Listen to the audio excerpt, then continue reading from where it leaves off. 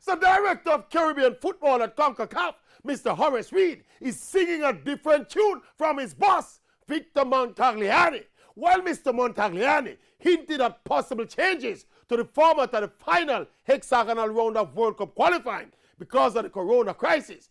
Mr. Reed was more coy and cautious in saying that CONCACAF is waiting to see what the other confederations do before a decision is made. But listen this from the former JFF Gensec. Listen this. You can't bring international football back online until you bring domestic football back online. That's where the players are going to come from. So until the domestic leagues are back up and running, it's very hard to envisage how we are going to have to be talking about international football. So I think that's where, once that starts to happen and you start to see these leagues back online, then at that point you begin to see more definitive positions taken in terms of calendars and dates.